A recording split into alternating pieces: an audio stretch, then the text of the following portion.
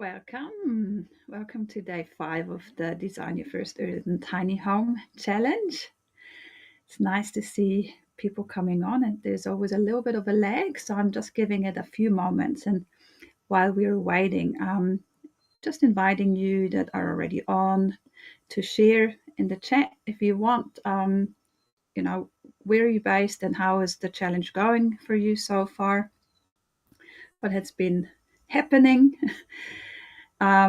Yeah, let's give it a quick moment, and I'm curious to see what is going on. And also, just for the people that are hopping on later and watching the replay, it's always good for me to see who has watched the replay. So if you feel like saying replay and from where, and also if you have questions or what has been happening in the previous 4 days of the challenge, that is useful. The engagement boosts the algorithm a little bit, so more people see this, helps us out.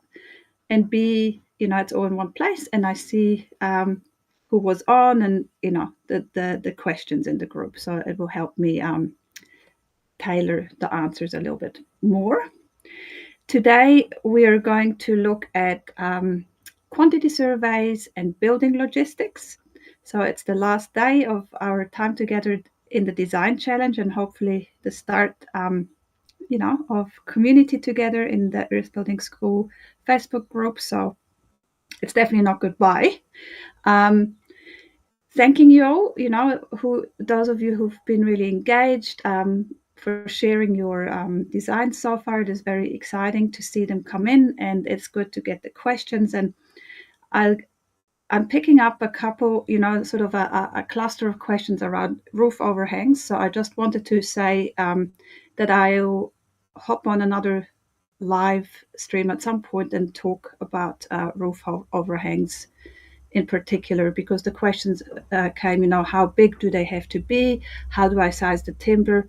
And the two different solutions for roof overhangs, overhanging the purlins or having outriggers for a stronger roof overhang structure wasn't quite clear. So I will just put something else into the group, particularly about roof overhangs. I haven't overlooked that. So also really wanting to say it is very dense. So I'm really downloaded into these live streams. Maybe it is a little bit too much even. So don't feel like you're falling behind at all. The access to the recordings will be kept up for at least until the 10th of February. You'll get an email about that. So we have this recap page. So there's no rush to finish anything, but it's always good, like part of the thing of doing a challenge and doing this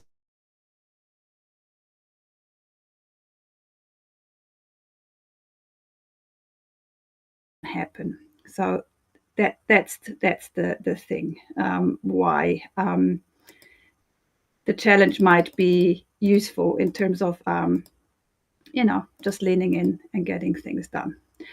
Okay, so I just to orient you towards the session today, I've prepared another presentation, and we'll go through that, and then we'll look at a little worked example for quantity surveying, and then we'll do some questions, and that will wrap everything up nicely, hopefully. Okay, so I'll start with this. So today, as I said, we're looking at quantity surveying and also about building logistics. So what that means is like you have started designing, and maybe you're already picking up on the fact that many of the design choices have knock-on effects. They have flow-on effects, and they often have quite particularly flow-on effects to cost. And sometimes, it is easy to just draw something on paper, but then when you're looking at the detailing, And when you're actually breaking the whole building down into its components, you might find places that you can improve upon. So improve upon in terms of how it functions, the room functions, how user friendly it is, but also in terms of costs. And very practically, just in order to be able to build something, you need to do a quantity survey so that you know what types of materials you require. So that's why I'm putting this thing at the end. So the quantity survey and the building logistics, because it might actually lead to the situation where you go back through and you do a second take of your design. So I hope I hope I can present this in a way that it is really practical. Like it is really something that I want to convey, is that it's not just number crunching, and it doesn't just have to be dry. It's actually a creative process. So working out the material quantities is a first step for this. So quantity survey means working out material quantities, and in the context of our design challenge, I'm going to show you how to work out the earth building components, the earth building materials, how to calculate that. That's my jam, So you will have to do material quantities for all the other things as well, or you sort of just, work it out. If you're building this, sometimes the reality is that you're building and then you go, oh, I've run out of fixings. Now I have to go and get more fixings. But ideally, you have a really good idea of what you require, and then you can also start sourcing these things, comparing prices, getting quotes, and so forth. So it's actually cheaper if you buy in bigger quantities rather than going back and buying small quantities at a time. But back to the earth building materials. So I would like to show you how to do the calculations of Adobe bricks. So quite a few of you have opted to go for solid earth construction. So we'll look at both mud bricks and cob. The mud brick calculation is a little bit more complex. So if you imagine, like we're talking about bricks. So in order to figure out how many bricks you need to have your brick size. And I'm going to show you how to do it with the nominal sizes for Aotearoa New Zealand, the ones that are in the New Zealand Earth Building Standards, and fully acknowledging that those are not universally binding sizes of mud brick sizes. They work well because they are based on the minimum wall thickness for a load-bearing wall. But in many different countries, there are lots of different sized adobe blocks. So you just need to work with what is available or what maybe is traditional to you locally, or you might go into these kind of sizes. They work well. So just putting it out there, like there is different brick sizes. We work with these ones. And the 280 millimeter minimum thickness for load-bearing walls. So you have the 280, and then you always have 20 millimeters of mortar joint. So 280 plus the 20 is a unit of 300 millimeters. And just wanting to explain the difference, if you're looking at like fired bricks, for example, so the masonry situation where you have a brick and then a mortar joint. Often the mortar joints are quite small. In adobe building, they're thicker. So they're 20 millimeters is a good thickness. If you make them too thin, they're actually too weak. And too big, you're using too much mortar and there's shrinkage and so forth. So the 20 millimeters work really well. So if you're thinking, the 280 plus a 20 millimeter mortar joint, so we're looking at something that is a multiple of 300 or a half a brick, 150. That's the size we're going for.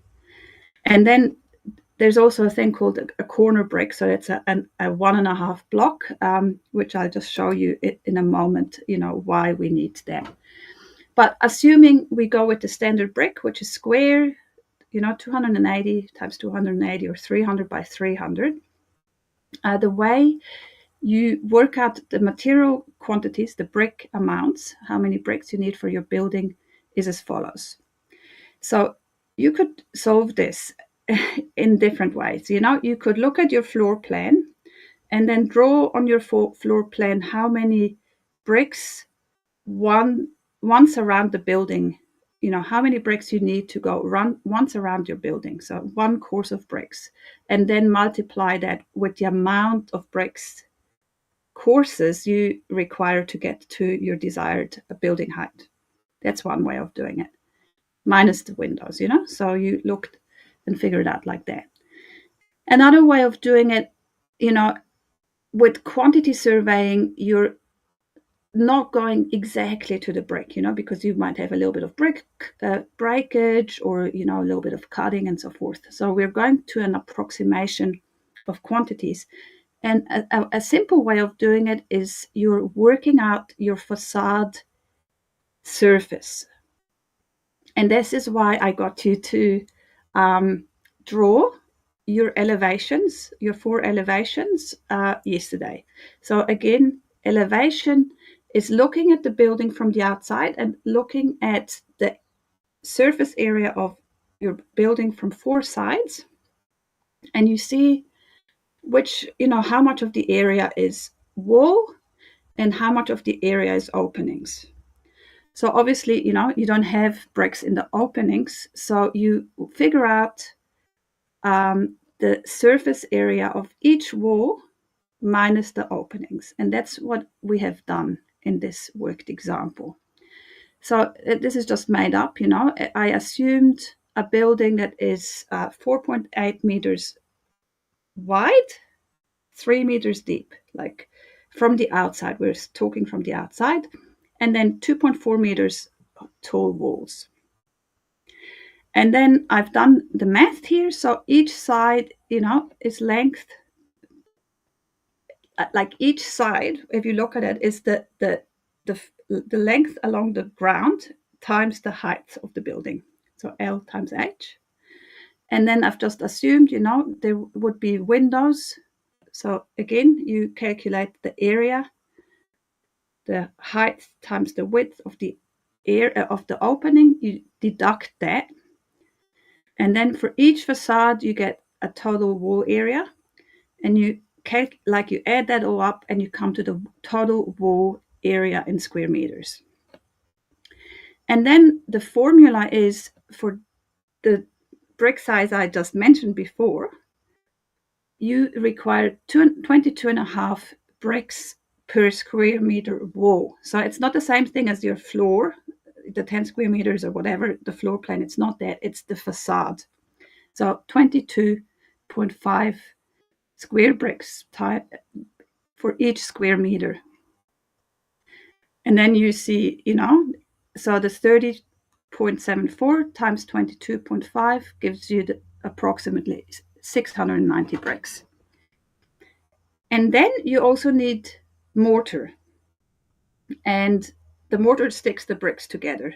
And the formula for that is for approximately for every 300 bricks, you need 1 cubic meter of mortar. So it's quite a lot of mortar, So for your small building, you're still looking at 2.3 cubic meters of mortar that you're making up to do the bricklaying. So I hope that makes sense. And just to show you, I like teaching this whole bricklaying pattern business with Lego. Because if you look at the top red Lego block, you see it's a square little block.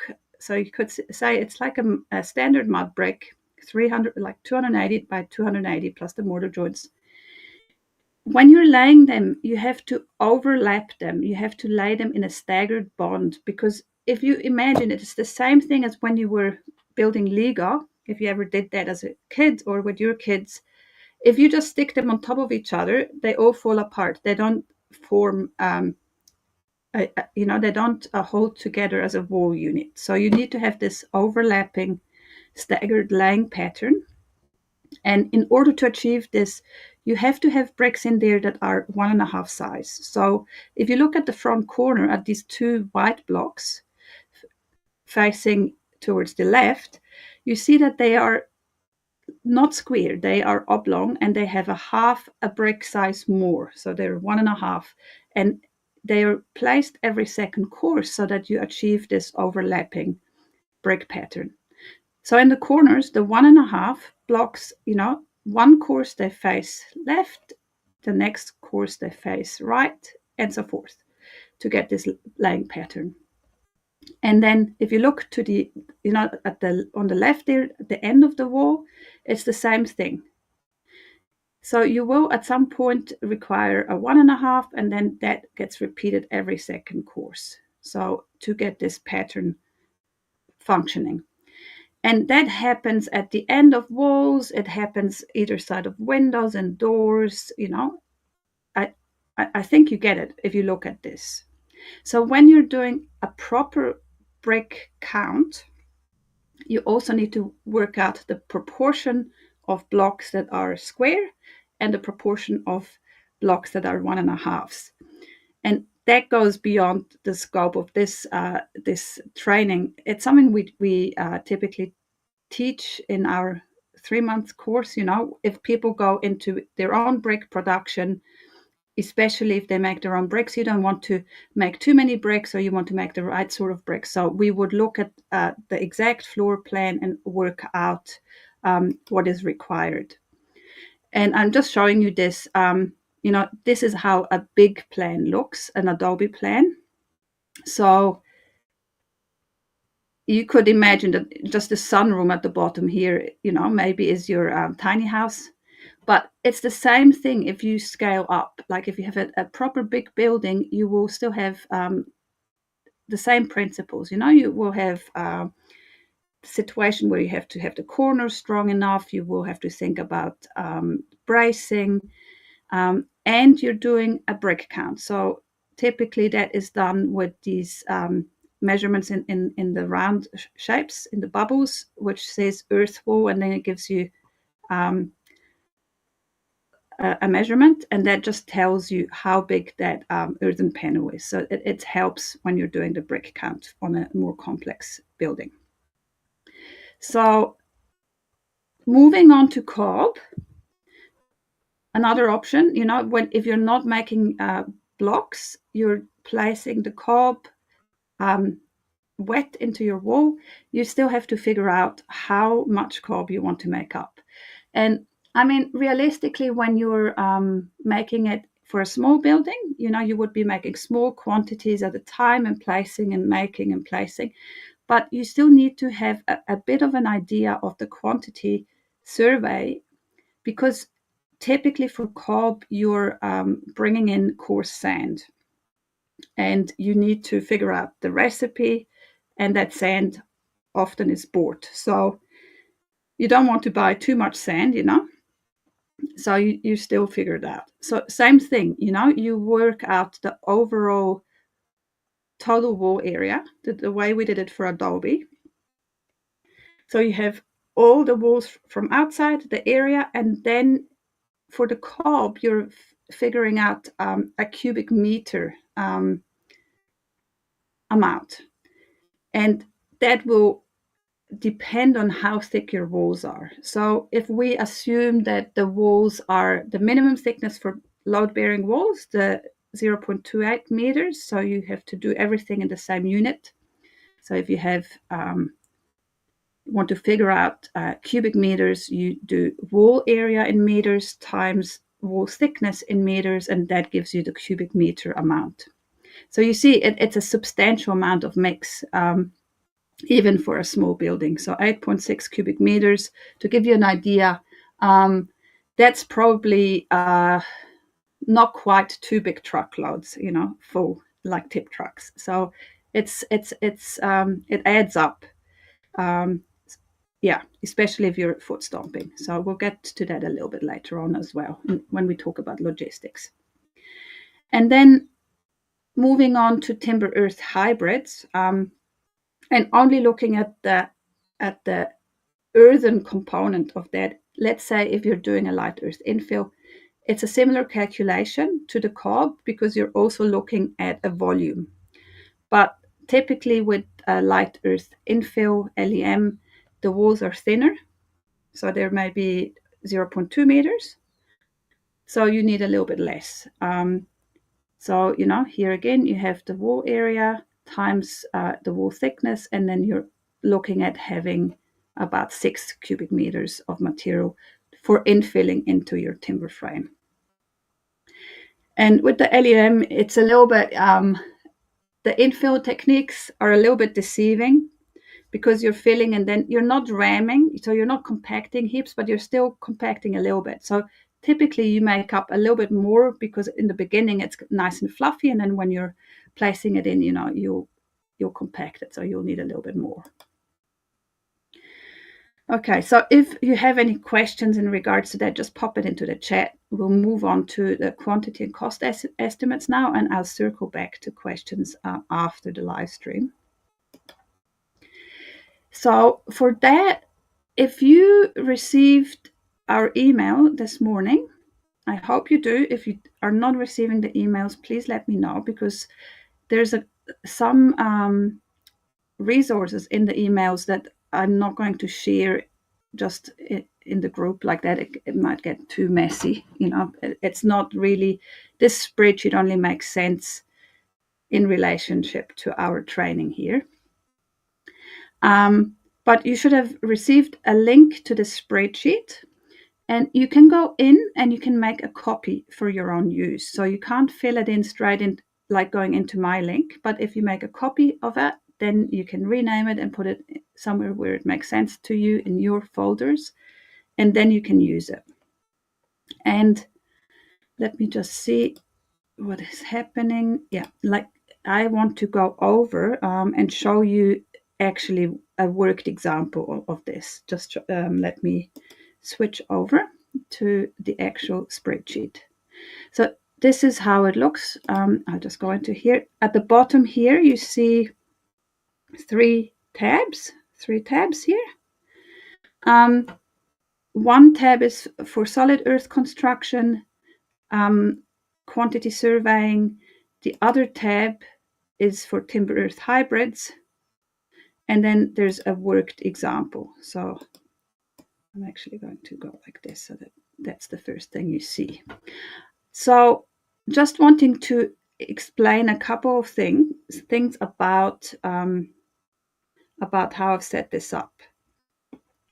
So with quantity surveying, and I just want to say something about costs. We generally can't give you a cost for your building. So it is one of the most commonly asked questions, like how much does a small building cost? How much does my big building cost? A 4-bedroom, a 2-bedroom? We can't tell you the cost. We can guide you into the direction of the things you need to consider to start adding up together just from the material side of things. So this spreadsheet only covers materials. It doesn't cover labor costs. It doesn't cover consenting costs and so forth. And the way I have set this up is I have tried to think of all the things you need. And you might, for your specific design, you might need additional things, or you might not need all the things that I've put on here in column A. So you can just make this spreadsheet your own. But I've thought of, the positions. These are called positions. And then I would suggest that when you use this, that you actually specify what this is. So let's say, in the walls, the sizing of the timber here, the sizing, and then here, the gravel, what type of gravel, where you buy it, just information about the product. And then, depending on what it is, what the position is, you will be looking at either meters, like either, linear meters, square meters, or cubic meters of a material. So, for example, concrete is sold by the cubic meter, gravel is sold by the cubic meter. So you would put in how much you need here, how much the unit costs, and then it will give you a figure here. Over here, it will do it automatically. Other things, like let's see, timber, for example, the timber here is also sold in linear meters. So you go, I need such and such timber, so many meters, this is the price per meter, and then it will calculate it. Other stuff is sold by, amounts. So for example, sheets, amount of bricks, and so forth. So if you can't put it down as a meter unit, you put it down as an amount and how much the product costs per unit, and then it will calculate your costs there. So going over to solid earth construction for a moment, same thing, like for example, the concrete for your foundation, that would be cubic meters here. Adobe bricks would be amounts, units. I need how much was it? 690 bricks for my little building. So you fill it all out and you start finding prices per unit and put the price in, and it will calculate and add it all up at the bottom there and give you a total. So it will give you a subtotal and then an overall total of costs down here. So just to explain a couple more things about this, the things that I have put in red, potentially, I've already started thinking, and this might be totally different for you, but I have put in potentially things that you could be doing yourself or that you could be producing yourself with earthen or natural building materials, So, for example, you could do the excavation by hand. You can make insulation with light earth. You can make earthen floors. You can make bricks. You can make mortar. You can make cob. But then there's other things that are products that you can't easily make, like the steel, even, the concrete for the foundation or whatever you use to stick stones together, steel reinforcement, like milled timber. If you have means of milling your own timber, that would be red in your case, but I don't. So that's why I have thought about things that could be easily done yourself if you're into learning about earth building. We go over to timber earth hybrid. You can make the flooring material, you can do the LEM infill or the hempcrete infill, you can do the plasters. But typically in your timber earth hybrid, there's many more building materials that you can't easily make yourself because there's a lot of timber and a lot of flashings and probably some exterior cladding and so forth. So just explaining that why some is red and some is black. And then I have just put a worked example in here. So it's totally fictional. The prices have been made up. I have not actually, I think last year when I prepared this, I sort of had a little bit of a nosy online, but I didn't check exact prices with merchants. The prices have gone up since last year. So it is likely that all the timber has increased in price. So for timber, really, if you have the option of working with someone that mills timber locally, or if you can use recycled timber, you can maybe help demolish something or score some building timbers out of an older building, you often end up with really good quality timbers actually that just need to be cleaned up, and you can save a heap of cost. But here I just wanted to show you, like all the timbers are by linear meters, and then I have put in the price in column D, and it calculated it. And then there's a few things like fixings, fixings, that was just totally made up. You need way more than maybe it's 222 times 2. But anyway, fixings is by the unit. Here, the building wrap would be a row of building wrap. Plywood for your ceiling would be by the sheet and so forth. So you need to fill it in the respective column and put the prices in, And especially, I just wanted to say something about the fixings. So the fixings, the amount of fixings, again, just to recap that, is in the timber frame standard. When you're sizing your timbers for your roof, there's a letter next to it that will tell you how many fixings you need. And that's calculated. So it's actually engineered so that you're safe for wind and so forth. So that will give you, that's how you work out approximately how many fixings you need. Okay, so I think that's probably as much as I want to say about that. Yeah, and again, if you have questions, let me know. I'm very open to getting feedback. So if you find mistakes or if you find the spreadsheet not that easy to use, I'm very happy to receive feedback, because that's how I really like teaching, is with questions, with feedback. Like I have a very strong practical focus. So I really strive to support students in a practical way.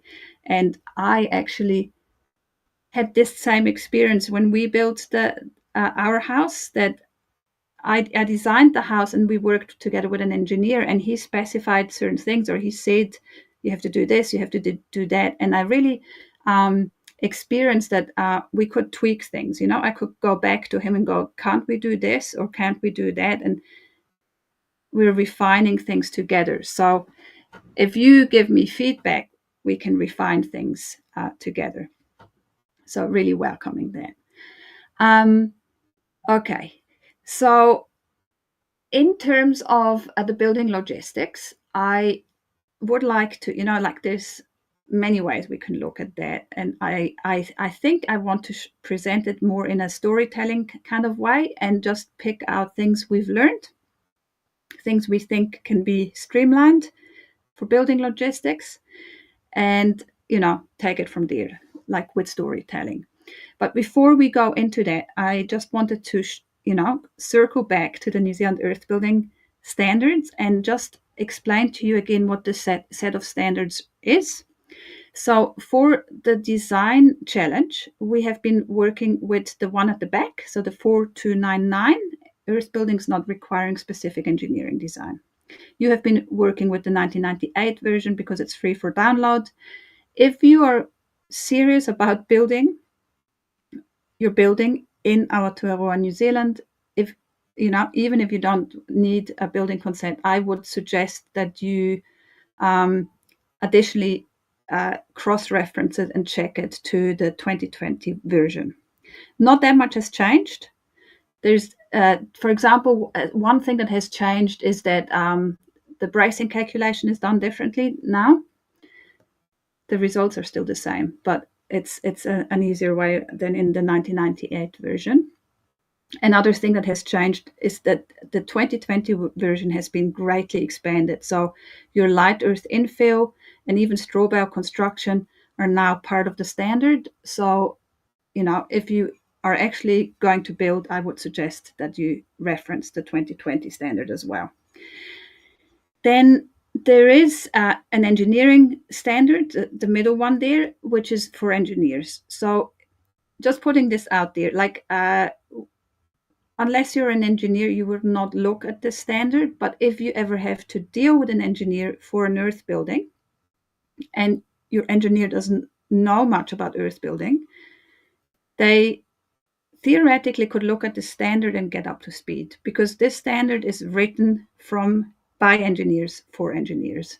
So, just not wanting to forget that is an available resource.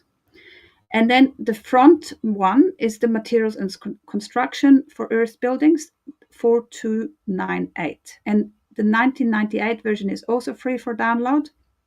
So if you're interested in, making your own materials, seeing how it's all put together, all the things we haven't really talked about in the design challenge, because we're focusing on design, like it's too much to go into the how-to.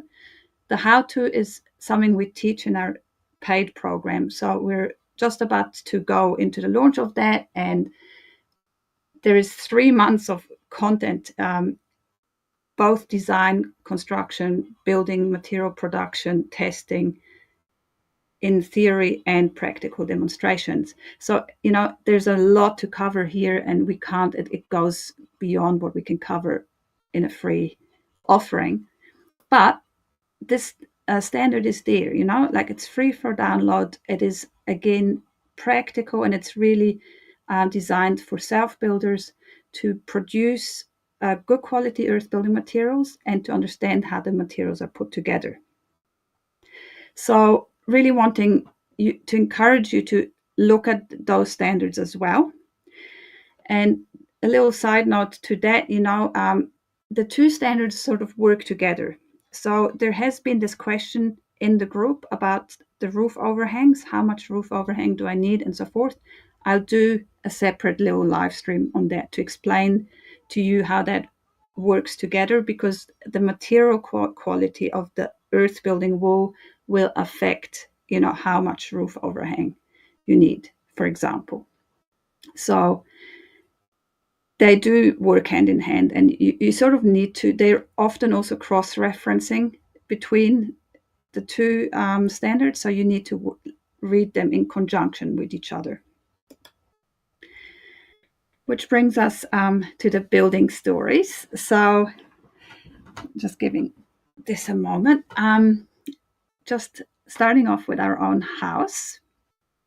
So this is our house quite a few years ago. So there's now a forest at the back of it. So it's actually always interesting for me to see this photo, how much time has passed and how much everything has grown up.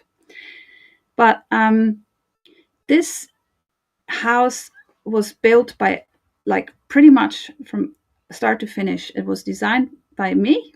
And at the time, I could take it through the building consent because it was before the licensed building practitioner scheme came in. So I've done all the design and consenting process on this building, and we have also built the entire thing ourselves, apart from the metal flashings on the gutters, the drain laying, electrical and plumbing.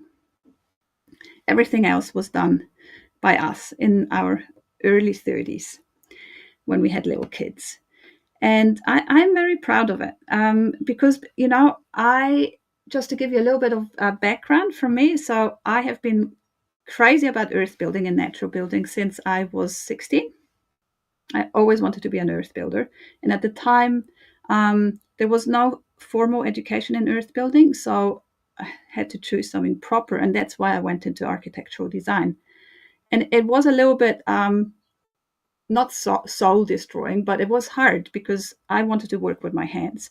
So eventually I just pivoted, and I went into taking on this earth building business, Solid Earth, which I've had for the last 21 years. So I was actually happy that I did the architectural training, because then when it came to building this place, it really helped. And building it really helped gaining confidence, because before that we had already been selling mud bricks to people, and we have been building for people. But when you actually have to pay for everything yourself and you have to put it together, like, it was a real big exercise in being quite practical and economical about everything.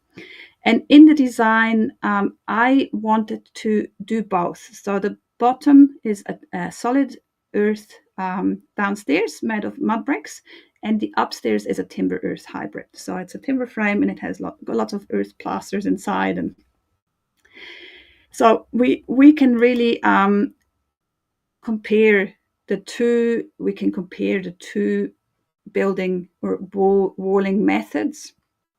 And just to show you this, it's not that we prefer one over the other. So we could really see that there's certain incidences where the timber earth hybrid makes a lot of sense, like upstairs stories. You can't go double story with mud brick anyway in New Zealand because of earthquake. There's other situations, where you want to let light in at a certain place or something like that. And the two things are not mutually exclusive. In terms of structure, you can't combine them on the same level, because the structure in a timber earth hybrid and in a solid earth building, as in the downstairs walls are all solid earth, and you can't combine those two easily because they behave different in an earthquake. But you can stack them on top of each other. And some of you will still have kind of a little bit of a situation like that. Maybe the downstairs of your tiny house is made of solid earth, and then the upstairs where you have a sleeping loft is a timber frame construction with some sort of earthen components. So here I'm just showing you the inside of the house. We have lots of earthen plasters over a range of different substrates in the bedrooms, in the bathroom. It's a very nice material to live with. Humidity regulating, wonderful indoor climate. We have this big double-story feature wall. It's all done from different clays. That here you see, downstairs is the earthen wall, upstairs is a timber frame wall. So definitely wanting to encourage you to think, outside the box and really be creative with this as well. And then here is the Harrington family. And I put these guys in here because they were actually the people that started me off thinking that we could teach this online, because they wanted to make their own, build their own home. They designed it themselves and made the bricks and laid the bricks themselves, and everything consulting wise on this building from my input that I helped them, from sourcing clay, testing the clay, making the bricks, testing the bricks, laying. It all was done remotely, so with email and phone. And I was like, this could work online, it could actually be really empowering for people to be able to access this information and have mentorship. And I don't have to travel. They don't have to travel. They can just do it. They can learn by doing with the right advice. So here you see the brick production they had, and then how it looks inside their building. Fantastic. And people, it actually required a little bit of confidence to believe in this dream of teaching online, because most people say that it's not possible because it is online and the material is so tactile. You can't convey this online, but you can. And if you think about attending a workshop, if you came to us in person and you attended a workshop, you would be we would be curating everything for you. You would have fun and learn things, but then you still have to go and translate it into your own situation. And then the questions come. So same thing when we're designing, like your questions keep coming, and we have to find solutions that fit your situation. And it's very cool, that we can do this online. It's cool that we can do a design challenge online, and it's also possible for the actual implementation. Back to design. This is the solar boat. So it was done by the same designer that is doing the pellet buildings, just a bigger concept of affordable eco home. And the reason why I'm putting this in is because he really knotted down on trying to keep costs low and come up with a design that he could sell again and again to make building affordable. He still is very passionate about affordable building. And in a way, that's what we're doing with the Tiny House Challenge. Like one of the pillars is like, it's affordable. It should be affordable. And what has to happen for it to be affordable? And there was a lot of learning that came out of his projects.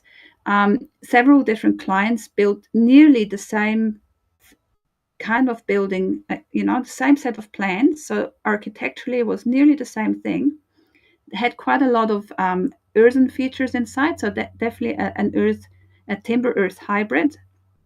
And it was really interesting that the buildings came out at quite different price tags. So I'm not talking a little bit different. I'm talking up to $100,000 in difference in price tag for the same building. So what that really shows is that, small tweaks can have a big influence. So, for example, shifting bathrooms somewhere else, and then there's more plumbing, stuff like that. Material choices inside have a really big influence. Where they sourced materials from, how much they did themselves. So, really wanting to encourage you to do the homework when you're building, like of really being a detective about the costs and how you can conserve, like keep costs down if that's something you need to do or want to do. And then, we have not really touched on the whole labor aspect of things. And there's this common conception about natural building or earth building in particular being really labor intensive. And I always say yes, and it is. It also really lends itself to community efforts, and I love seeing how people get together and help each other out, building living space. Here I'm showing you an example of a project I was involved in with Nai Tuhoi. When they built their tribal headquarters, they wanted to bring in mud bricks, and they needed quite a substantial amount of adobe blocks. And what I did with them is I came in as an Adobe specialist, and I trained these 20 people. And we made all these bricks, so 1,400 bricks in 2 days together. And then they went on and they worked with the community. And they worked with children, they worked with sports clubs, with older people, with church groups, you name it. And people came and made bricks. And that's the beauty of it, like you do need a little bit of support for upskilling, but then it's semi-skilled labor and really, really use conductive to community effort. So in terms of how much work it definitely makes more fun. It is more fun in a group, and it can be done in a group if there's a little bit of upskilling. So very cool. And they proceeded to then also laying the bricks, and really bringing in their personal touches into the building. So a big tribal headquarters in Taneatua. So if you ever feel like checking it out, it was the first living building in New Zealand. So very, very high profile building with mud bricks inside. And here you see a big blob of mortar. So talking logistics, apart from the community effort, a really cool thing that I encourage everyone that builds with earth is to consider making bigger quantities of mixes, so either your brick mix or your mortar mix or your cob with machinery. And the machinery can be as simple as a handheld rotary hoe or a backhoe on a tractor. And you only need to have the machinery for a couple of days, 2-3 days. You can make a whole heap of material up ahead of time, and then you can use it in your own time. And that's the beauty of not having lime or cement in your mixes. It's one of the reasons why we don't stabilize, is because you don't have a chemical set. You're not racing against the clock.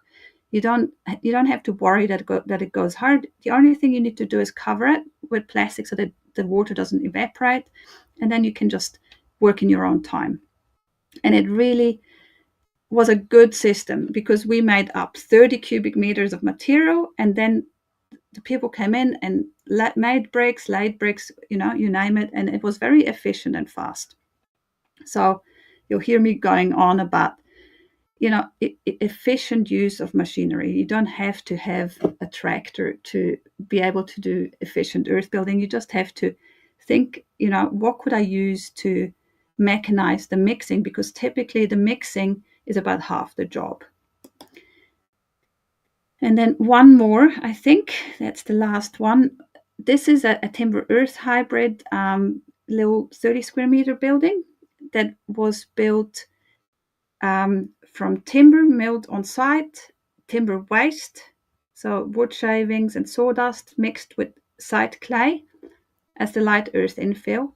Inside it had earthen plasters, outside it had lime plasters. So you're looking at the white is lime plaster, and we did a plaster artistry workshop on that. So that's why it's nice and colorful. There's scratching and the painting with the with the pigments, the fresco technique. We did stuff like that on the outside. And then on the inside, we did earthen plasters and also scratching techniques. So very nice, creative project. And the beauty of that really, it was just so nice knowing that most of the materials that went into this building came from within 50 to 100 meters of the building. Very satisfying. And also, the timber, so the locally milled macrocarpa timber was absolutely gorgeous. So that's why I'm also saying, if you have time to start sourcing secondhand timbers, or like think about a way of milling local timbers, it's definitely something that logistically, if it makes sense for you, would be useful. And in our own building, that's something that, looking back onto our building process, we weren't in a hurry, but we had a certain window, and we didn't have storage space, and we didn't have upfront money, so it was all a bit rushed at the start, and we didn't have time to accumulate secondhand building materials. That's what I'm trying to say.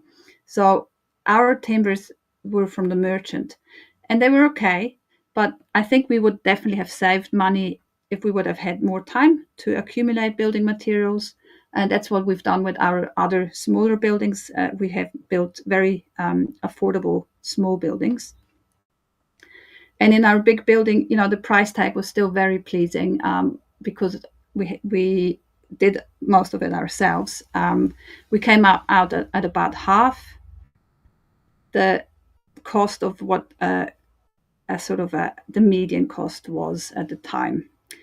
But there was, even the double story solution situation added to the cost. So it wasn't our goal to go as cheap as possible. We wanted certain eco features in the building, and there definitely would have been further scope of cutting, like reducing costs. Oh no, there's one more. I lied. So this is also a 30 square meter building done by the Buddhist Center with some volunteers, and they made all their own bricks as well. So here you see they chose to have a veranda around the building because it's also living space, and they are quite exposed there. I'm just going to go back because I just realized in terms of the roof overhang, you see how they did this with the purlin up here on the top, just the overhanging purlins, and then finished like that. In terms of weather protection, not so much. This building here has much more weather protection, They're more exposed on this side.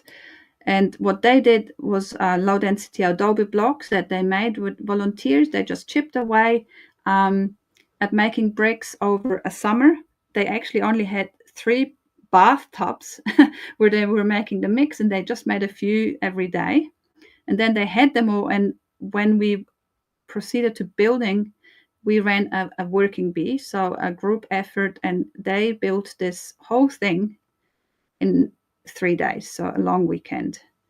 The walls, and then the roof went up later.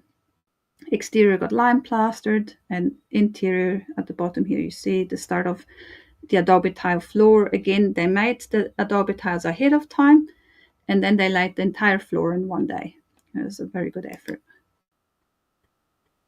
Okay, and that sort of brings us nearly to the end of it. I just wanted to put this in here as a last thought. We're designing new buildings, so we're designing small, tiny homes, and it's a nice creative process, and I love it myself. So coming up with new stuff, but I really would like to also encourage you to think about retrofitting, So be this in your existing living space now, bring earth in, or having actually the situation where you have an old building.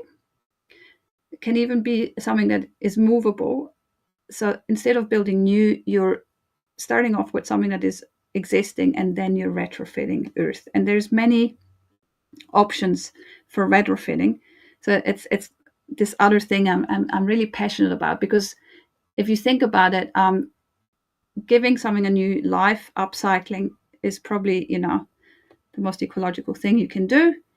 It's can be very creative and satisfying. So if you're interested in that, we have a retrofitting class. You can go to our website, earthbuildingschool.com, and you can grab it there. And we talk about different ideas of retrofitting earth, which are also applicable to your timber earth hybrid new builds. So that, what, is it retrofitting or is it new build? Like retrofitting, what I mean by that is bringing earth into a living space, into a typically timber living space, but it can also be into concrete block buildings or whatever. Like bringing earth inside of your living space has many advantages, and I really encourage you to watch this other class, because I go into why and ideas, and then there's also a how-to demonstration of daubed earth, one possibility. So don't discount what you can do already, even if you're not building a new building, or even if you're not ready to build a tiny house just yet.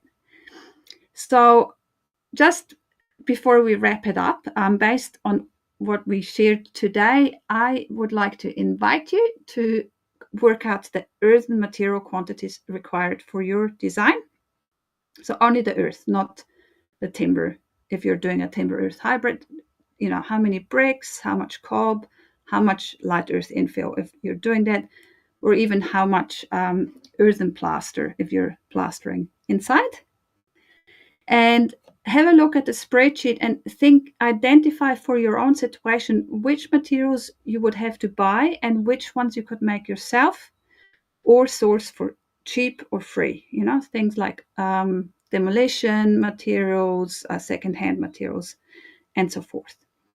And share any ideas, takeaways, insights that you have from this process, and also, maybe stuff that came up while you were listening.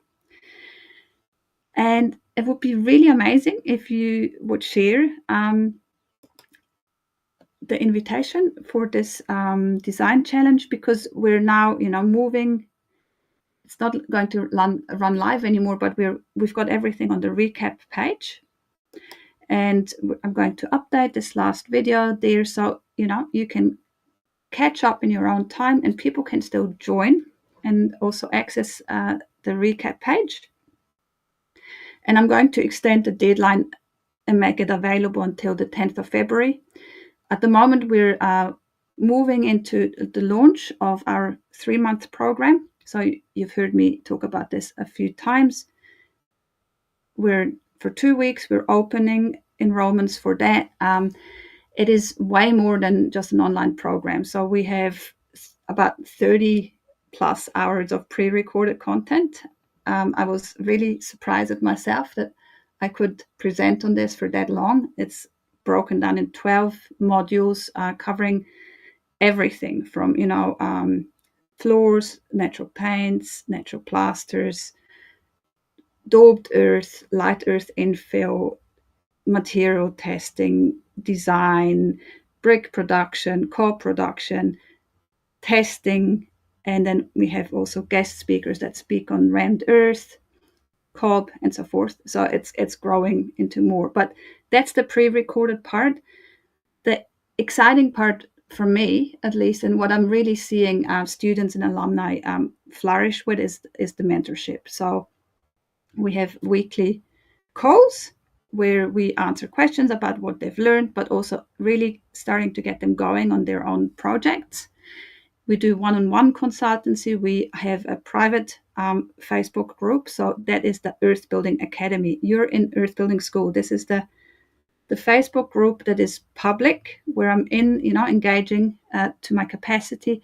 Earth Building Academy is the paid program. So if you're not enrolled, it's a private Facebook group. So I've already had a couple of people trying to get into that, just differentiating the two things. Earth Building Academy is the program.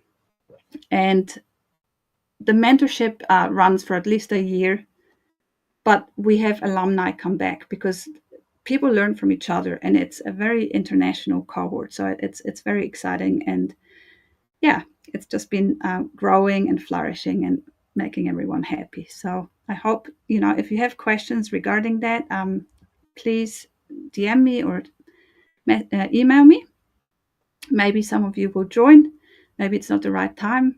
And regardless, you're in the Earth Building School Facebook group and will be in community, because this is how it sort of, my intention with this work, it's kind of a legacy thing, because I have 30 years of experience with all of this, and I care deeply about it. I care deeply about having a gentle footprint on the earth, and also empowering people to create really healthy and beautiful living space. So because it's a human right to be able to access that, and we can, different, really acknowledging different privilege here, but really also wanting to say there is so much that we can do for ourselves and our communities, our families, and so forth. So that's my guiding star in all of this is, the planet,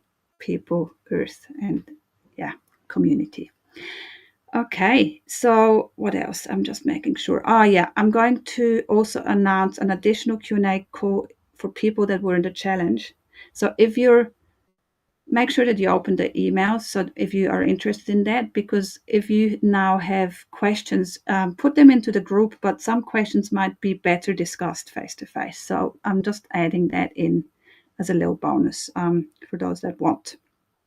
Okay, and I think that's the end of this, and I'll swivel over to my questions. So give me a moment.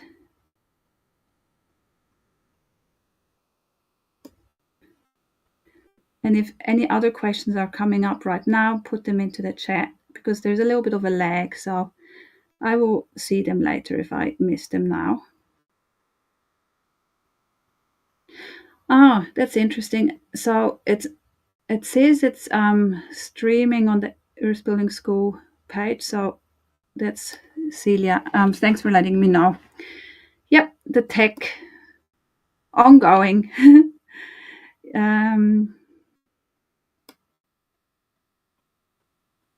Can you talk about adding purlins to the design? Yes. So, Tom, this is, we've had a few questions about roof overhangs, purlins, and so forth. I will actually, what I'll do is I'll prepare another little slide thing where I talk about this more. So I'll run a separate little live stream on roof overhangs, which includes the purlins. I hope that answers that. So unless you have a specific thing about the adding of the purlins as it relates to your roof structure, that would be in day 3. We talked about the purlins, but how the purlins overhang at the edge of the building, I'm going to talk about this more in a separate live stream. Yeah, and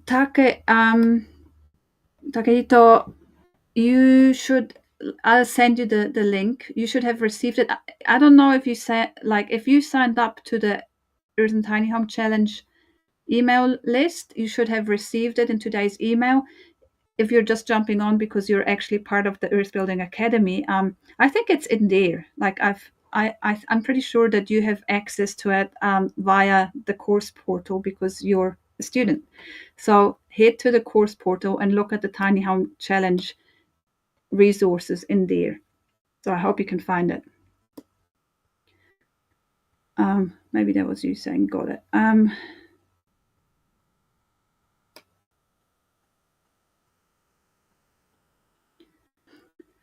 So the question was, if the formula is the same, why do you choose meters and amount in separate columns? Just different ways of doing it. If you do it in a way that makes sense to you, but when you're ordering materials, some materials you order by, one box of nails, one sheet of ply, and so forth, by the number, and and others you have to figure out the linear meters of everything, or the square meters, or the cubic meters. And in my brain, it just makes more sense to separate the two things, because they're kind of a little bit different when I think about that. And also, actually, like, another thing for that is, often you need to add a little bit. You need to at least add 15% to, for example, timber, because you're cutting and you have waste. So you could tweak that spreadsheet to even incorporate a little bit of contingency there. Could wood chips rather than wood shavings be used in brick making? Wood chips can be used in light earth infill. They're too coarse for bricks. So when we developed the low density adobe block, we tested a range of lighter aggregate and biomaterials for the bricks. For the brick to still be strong enough to be load bearing, not everything works. So the particle sizes and the particle shapes really had an influence on the overall strength of the brick. So we're finding that the wood shavings, in combination with cellulose from recycled paper and clay, that made a load bearing block. So the low density adobe innovation, it wasn't the same thing as just creating a light earth mix of some sort. It had to go through really stringent strength testing, durability testing, earthquake testing. So the low density adobe is a sort of a standalone thing. And then there's lots of other variations of lower density materials that are not strong enough to be load bearing, but still wonderful to build with. You just need a timber frame. So same thing with hempcrete, for example. Hempcrete still needs a timber frame. It's not strong enough to have a load bearing block or a load bearing construction at this point. And the low density adobe block is a standalone system that is low density and structural. So it was only working with wood shavings. Can we put natural plaster on gypboard? Yes, you can. So you just have to prep the gyp in a certain way. You have to put a key coat on it, and you have to make sure that the joints are stopped properly. Typically, natural plaster, so especially earthen plaster, only adheres like mechanically. So you want to prime the surface that it is not as smooth as the gyp. So what we usually do is we prime it with sand and PVA. Yeah, so that's something that we teach in the 3-month program, is earthen plastering over a very wide range of substrates. You have many options, and earthen plasters are great for retrofitting and new builds on modern, like gypboard material, like fiber cement sheet, concrete block, but also on your natural building materials like the straw bale, hempcrete, mud brick. You can plaster really nicely with the clay. Okay, yes, Tom. So I'm going to do this as soon as I can with the roof overhangs while it's still fresh in my mind. I'm a little bit busy at the moment because I'm launching, but yeah, it's great. This has been great for me. It gives me ideas of real questions and problems that people want to solve or what they want to learn. So it really helps me out as well, in terms of creating content and teaching content as well. Okay, thank you so much. keep the questions coming, keep sharing what you come up with, and stay in touch. And we'll talk again real soon. All the best. Thank you. Bye. Mm-hmm.